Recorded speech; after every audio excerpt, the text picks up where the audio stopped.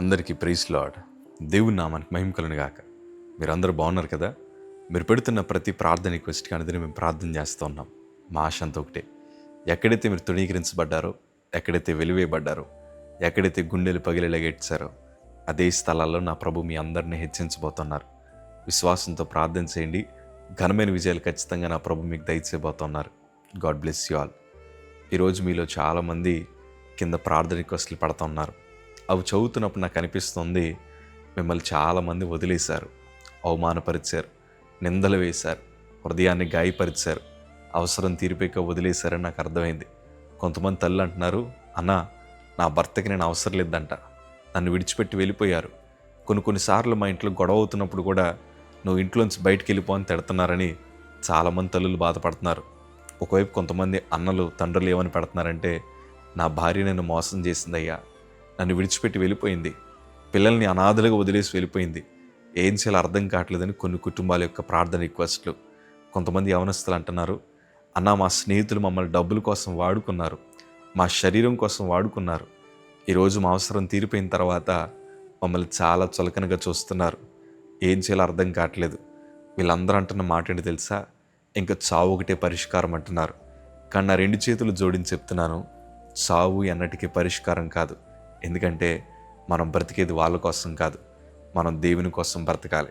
దేవుని కోసం నువ్వు బ్రతకడం ప్రారంభిస్తే నువ్వు పడిన చోట నా ప్రభు నిన్ను ఉన్నతమైన స్థితిలో పెడతారు.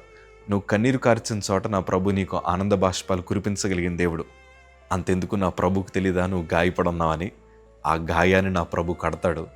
ఎన్నడూ ఎవ్వరూ ఊహించలేని ఉన్నతమైన శిఖరం పైకి నా ప్రభు నిన్ను ఎక్కించి ఎంతమంది అయితే నేను దూషించారో వారందరి నోటితో నిన్ను పొగిడేలాగా చేస్తాడు. నన్ను నేను బలపరచుకోవడానికి ఒక వాక్యం పదే చదువుతూ ఉండేవాడిని, దానికోసం ఎక్కువ ప్రార్థన చేస్తూ ఉండేవాడిని. ఈరోజు ఈ మాట మీతో పంచుకోవాలని చాలా ఆశపడుతున్నాను. కీర్తనల భాగము 118వ కీర్తన 22వ మాట చదవగలిగితే, ఇల్లు కట్టువారు నిషేధించిన రాయి మూలకు తలరాయేను. దేవుని వాక్యం స్పష్టంగా అంటది కదా, నిషేధించిన రాయి. ఈరోజు చాలామంది మనల్ని నిషేధించారు. బయట వాళ్ళు ఎవ్వరూ మనల్ని వెలివేయరండి, మన సొంత వారే. అందులో మన అన్నలు, అక్కలు, చెల్లులు, తమ్ముళ్ళు, భార్య, భర్త, స్నేహితులు చాలామంది ఉండొచ్చు. వాళ్ళందరూ మనల్ని ఒక్కొక్కసారి వెలివేస్తారు, నిషేధిస్తారు, అవసరం లేనట్లు పక్కన పడేస్తూ ఉంటారు. కానీ దేవుని వాక్యం అంటది కదా, నిషేధించబడిన వారు మూలకు తలరాయిగా మార్చబడతారని ప్రభు లేఖనాలు సెలవిచ్చినట్లు ఈరోజు నిషేధించబడి ఒంటరిగా పడున్న నీతో ప్రభు మాట్లాడుతున్నారు. ఎన్నడూ కంగారు పడద్దు, నా ప్రభు నిన్ను తలగా నియమించబోతున్నారు.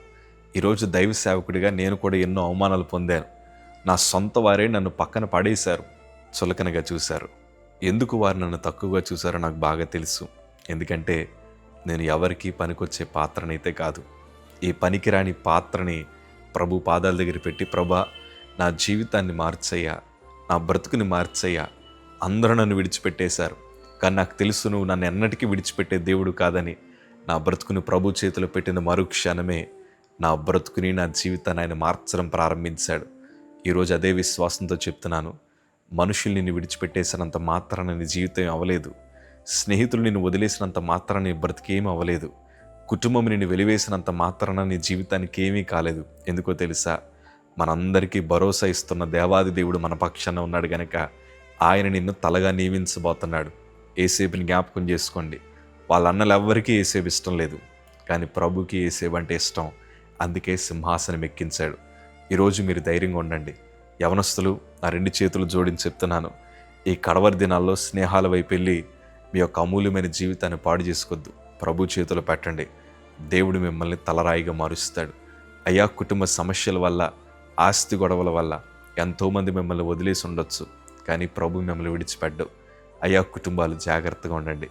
ప్రభు సన్నిధిలో ప్రార్థించండి. గొప్ప విజయాలు మీరు చూస్తారు. ఎవరు వదిలేశారని బాధపడకండి. దేవుడు ఉన్నాడు. God bless you.